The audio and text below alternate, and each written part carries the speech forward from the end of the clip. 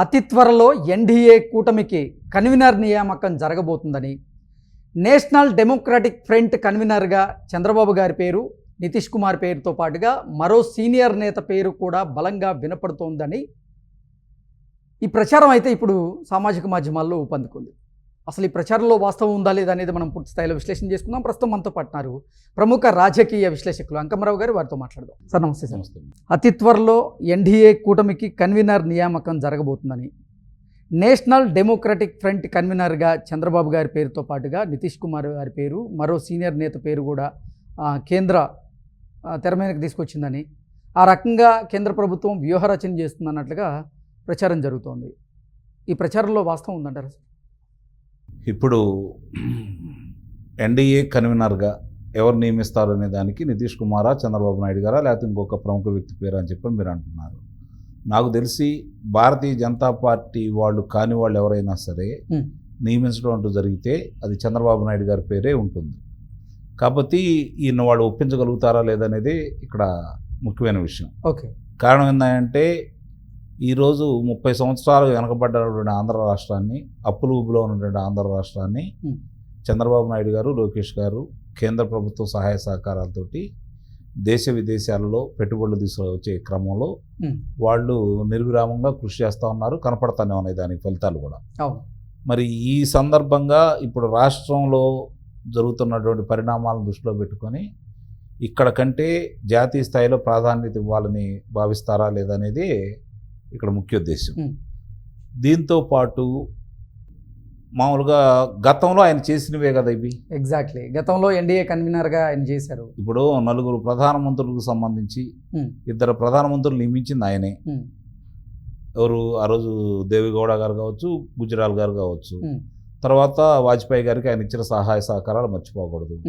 2014లో మోడీ గారితో కలిసి ప్రయాణం చేశారు. ఆ రోజు కూడా ఇప్పుడు మోడీ గారితో కలిసి ప్రయాణం చేస్తున్నారు.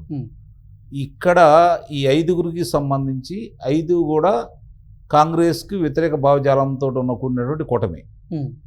5 పర్యాయాలు అంటే 4 మొత్తం కలిపి 4 పర్యాయాలు అయినా కూడా మరి ఆ రోజు 2ని నియమించారు. కాబట్టి ఆ అనుభవం దృష్ట్యా, అలాగే ఇప్పుడున్నటువంటి అంటే భారతీయ జనతా పార్టీ మిగిలిన పక్షాలన్నీ కలుపుకొని కాంగ్రెస్ బలం పెంచకుండా ఉండాలనే ప్రయత్నంలో భాగంగా వాళ్ళు ఏదైతే కదలికలు ఉన్నాయో, వాళ్ళ ఆలోచన విధానం ఉందో దాన్ని సరిగ్గా ప్రజల్లోకి తీసుకెళ్ళి నాయకులందరితో సమన్వయపరిచి ముందుకు తీసుకెళ్లే శక్తి నాకు తెలిసినంత వరకు భారత రాజకీయాల్లో చంద్రబాబు నాయుడు గారిని మించిన వాడైతే లేరు.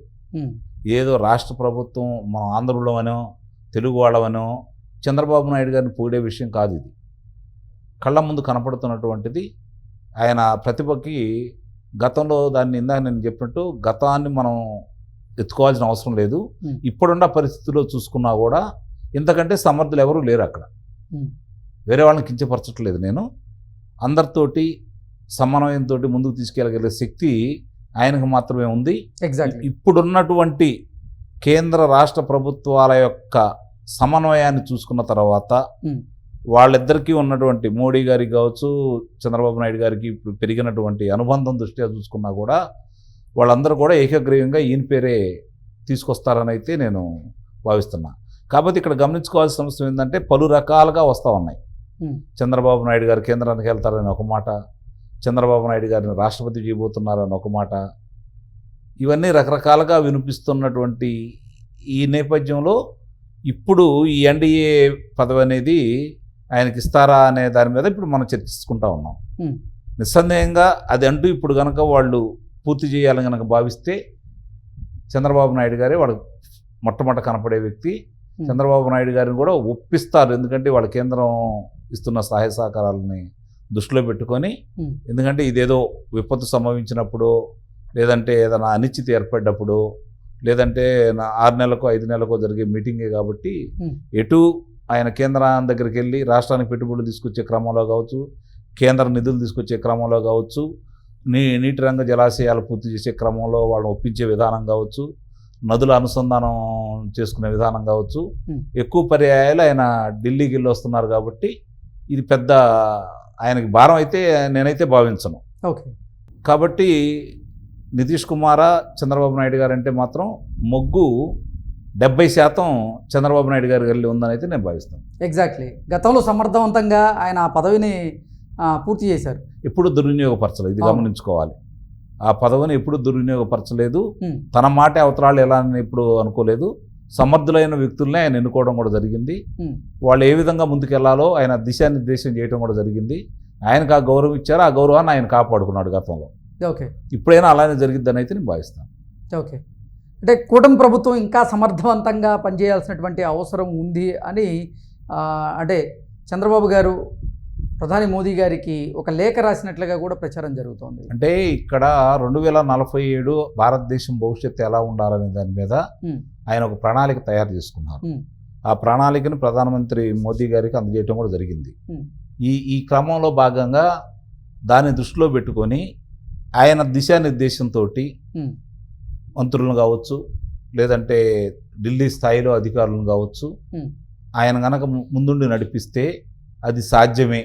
ఉమ్, ఆంధ్ర రాష్ట్రంలో ఉంటే ఆంధ్ర రాష్ట్రం ముందుకెళ్తున్నట్లో ఎలాంటి అనుమానమే లేదు. ఉమ్, దాంతోపాటు దేశంలో కూడా ఆయన దృష్టి పెట్టాలి. దేశ ప్రజల గురించి కూడా ఆయన 2047 ఎలా ఉండాలి భారతదేశం అని చెప్పని ఆయన ఏదైతే ప్రణాళిక రచించుకున్నారో దానికి ఆయనే సమర్థులు కాబట్టి ఆయనే ముందుకు తీసుకెళ్తారనే నమ్మకం కూడా అక్కడ వాళ్ళకు ఉంది కాబట్టి ఇప్పుడు ఈ అంశాన్ని బయటికి తీసుకొచ్చారు. అందువల్లే ఆయన పేరు ముందుకు వచ్చిందని అయితే నేను భావిస్తున్నాను. ఓకే. ఇందుట్లో చంద్రబాబు నాయుడు గారు అధికారంలో ఉన్నప్పుడు 2047 అనేది తీసుకురాలేదు, ఇది గమనించుకోవాలి. అవును.